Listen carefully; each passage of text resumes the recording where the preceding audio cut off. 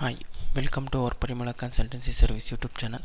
ನಾವಿವಾಗ ಡಿಸ್ಕಸ್ ಮಾಡ್ತಿರೋ ವಿಡಿಯೋ ಏನಪ್ಪ ಅಂತಂದರೆ, ನ್ಯೂ ಟ್ಯಾಕ್ಸ್ ರೆಜಿಮೆ 2024-25ಗೆ ಡಿಡಕ್ಷನ್ ಏನೇನು ಡಿಡಕ್ಷನ್ ಇದೆ ನ್ಯೂ ಟ್ಯಾಕ್ಸ್ ರೆಜಿಮೆಗೆ, ಮತ್ತು ಎಕ್ಸಮ್ಷನ್ ಏನೇನಿದೆ, ಯಾವ ಸೆಕ್ಷನ್ಗೆ ಎಷ್ಟು ಎಕ್ಸಮ್ಷನ್ ಇದೆ, ಯಾವ ಸೆಕ್ಷನ್ಗೆ ಡಿಡಕ್ಷನ್ ಇದೆ ಅಂತ ನಾವೀಗ ತಿಳ್ಕೊಳ್ಳೋಣ. ಮೊದಲು ಎಕ್ಸಮ್ಷನ್ ಅಲೌಡ್, ಯಾವ್ಯಾವುದಕ್ಕೆ ಎಕ್ಸಮ್ಷನ್ ಅಲೌಡ್ ಇರುತ್ತೆ ಅಂತ ತಿಳ್ಕೊಳ್ಳೋಣ. ಕನ್ವೀನಿಯನ್ಸ್ ಅಲೋಯನ್ಸಸ್ಗೆ ಎಕ್ಸಮ್ಷನ್ ಇರುತ್ತೆ. Transport allowances for disabled employees ಮಾತ್ರ ಎಕ್ಸಮ್ಷನ್ ಇರುತ್ತೆ. ಪ್ರಾಪರ್ಟೀಸ್ ಫಾರ್ ಅಫಿಷಿಯಲ್ ಡ್ಯೂಟೀಸ್ಗೆ ಎಕ್ಸಮ್ಷನ್ಸ್ ಇರುತ್ತೆ. ಡೈಲಿ ಅಲೋಯನ್ಸಸ್ಗೆ ಎಕ್ಸಮ್ಷನ್ಸ್ ಇರುತ್ತೆ.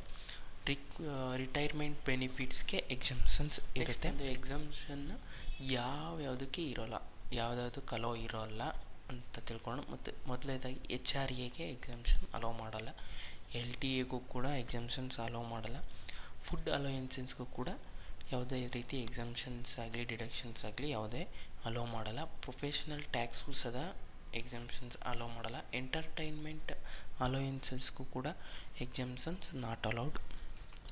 ಈ ಟೈಪ್ಸ್ಗೆ ನಾವು ಎಕ್ಸಮ್ಷನ್ ಯಾವುದೇ ಎಕ್ಸಮ್ಷನ್ನ ಅಲೋ ಮಾಡಲ್ಲ. ಡಿಡಕ್ಷನ್ಸ್ ಅಲೌಡ್, ಯಾವ್ಯಾವುದಕ್ಕೆ ಡಿಡಕ್ಷನ್ಸ್ ಇದೆ, ಯಾವ್ಯಾವುದಕ್ಕೆ ಡಿಡಕ್ಷನ್ಸ್ ಇದೆ ಅಂತ ನಾವೀಗ ತಿಳ್ಕೊಳ್ಳೋಣ. ಅಲೌಡ್ ಮಾಡ್ತಾರೆ ಅಂತ. ಸ್ಯಾಲ್ರಿ ಆರ್ ಪೆನ್ಷನ್ಸ್ಗೆ ಸ್ಟ್ಯಾಂಡರ್ಡ್ ಡಿಡಕ್ಷನ್ ಬಂದು ಎಷ್ಟಿದೆ, 75,000 ನಮಗೆ ಸ್ಯಾಲ್ರಿ ಮತ್ತು ಅವರ ಪೆನ್ಷನ್ಸ್ಗೆ ಡಿಡಕ್ಷನ್ ಇರುತ್ತೆ. ಫ್ಯಾಮಿಲಿ ಪೆನ್ಷನ್ಗೆ 25,000 or 1/3 ಇರುತ್ತೆ. ವಿಚ್ ಎವರ್ ಲೆಸ್ ಅದಕ್ಕೆ ಮಾತ್ರ ಡಿಡಕ್ಷನ್ಸ್ ಇರುತ್ತೆ. 25,000 ಫ್ಯಾಮಿಲಿ ಪೆನ್ಷನ್ಸ್ಗೆ ಡಿಡಕ್ಷನ್ಸ್ ಇರುತ್ತೆ. ರೆಂಟಲ್ ಇನ್ಕಮ್ ಸ್ಟ್ಯಾಂಡರ್ಡ್ ಡಿಡಕ್ಷನ್ ಬಂದು 30% ಇರುತ್ತೆ. ರೆಂಟಲ್ ಇನ್ಕಮ್ಗೆ ಸ್ಟ್ಯಾಂಡರ್ಡ್ ಡಿಡಕ್ಷನ್ನು 30% ಇರುತ್ತೆ.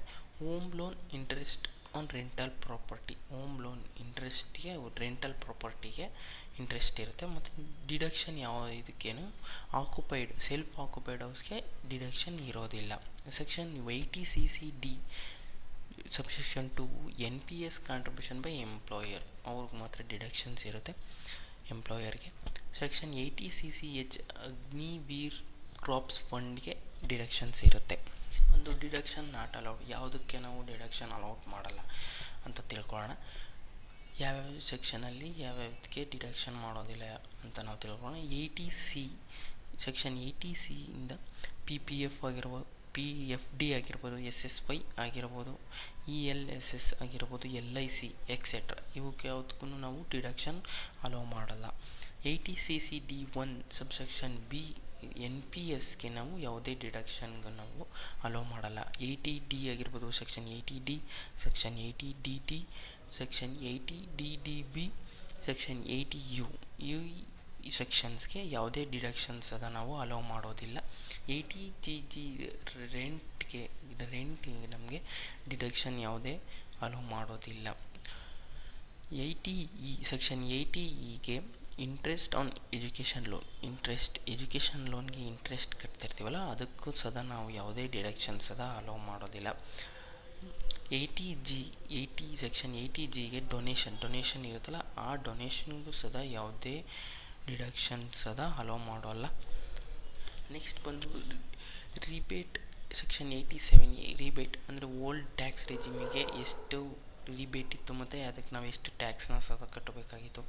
ನ್ಯೂ ಟ್ಯಾಕ್ಸ್ ರೆಜಿಮಿಗೆ ಎಷ್ಟು ರಿಬೇಟ್ ಇತ್ತು, ಅದಕ್ಕೆ ಎಷ್ಟು ನಾವು ಟ್ಯಾಕ್ಸ್ನ ಕಟ್ಟಬೇಕು ಅಂತಂದರೆ, ಓಲ್ಡ್ ಟ್ಯಾಕ್ಸ್ ರೆಜಿಮಿಗೆ ಅಪ್ ಟು 5 lakhs ಇತ್ತು, 12,500 ನಾವು ಟ್ಯಾಕ್ಸ್ನ ಕಟ್ಟಬೇಕಾಗಿತ್ತು. ನ್ಯೂ ಟ್ಯಾಕ್ಸ್ ರೆಜಿಮಿಗೆ ಅಪ್ ಟು 7 lakhsವರೆಗೂ ಇದೆ, 2 lakhs ಇನ್ಕ್ರೀಸ್ ಆಗಿದೆ. 7 lakhವರೆಗೂ ನಾವು ರಿಬೇಟ್ ಇರುತ್ತೆ. 20,000 ನಾವು ಟ್ಯಾಕ್ಸ್ ಕಟ್ಟಬೇಕು. ಒಂದು ಅಮೆಂಡ್ಮೆಂಟ್ಸ್ ಇನ್ ಟ್ಯಾಕ್ಸ್ ರೇಟ್ಸ್, ಈ 2025 ಫಿನಾನ್ಷಿಯಲ್ 2025ಅಲ್ಲಿ ಅಮೆಂಡ್ಮೆಂಟ್ಸ್ ಟ್ಯಾಕ್ಸ್ ರೇಟ್ಸ್ ಎಷ್ಟಿದೆ ಅಂದರೆ, ಶಾರ್ಟ್ ಟರ್ಮ್ ಕ್ಯಾಪಿಟಲ್ ಗೇನ್ಗೆ 20% ನಾವು ಟ್ಯಾಕ್ಸ್ ರೇಟ್ನ ಇರುತ್ತೆ, 20% ನಾವು ಟ್ಯಾಕ್ಸ್ನ ಕಟ್ಟಬೇಕು. ಲಾಂಗ್ ಟರ್ಮ್ಸ್ ಕ್ಯಾಪಿಟಲ್ಗೆ 12.5% ನಾವು ಟ್ಯಾಕ್ಸ್ನ ಕಟ್ಟಬೇಕು. ಲಾಂಗ್ ಟರ್ಮ್ಸ್ ಕ್ಯಾಪಿಟಲ್ಗೆ ಎಕ್ಸಮ್ಷನ್ಸ್ ಇದೆ. Exemption up to 1.25 lakhs, up to 1.25 lakhsವರೆಗೂ ನಮಗೆ ಎಕ್ಸಮ್ಷನ್ಸ್ ಇರುತ್ತೆ ಲಾಂಗ್ ಟರ್ಮ್ ಕ್ಯಾಪಿಟಲ್ ಗೇನ್ಗೆ ಮಾತ್ರ. ಈ ವಿಡಿಯೋ ನಿಮಗೆ ಇಷ್ಟ ಆದಲ್ಲಿ ಲೈಕ್ ಮಾಡಿ, ಶೇರ್ ಮಾಡಿ ಮತ್ತು ಸಬ್ಸ್ಕ್ರೈಬ್ ಮಾಡಿ. Thank you.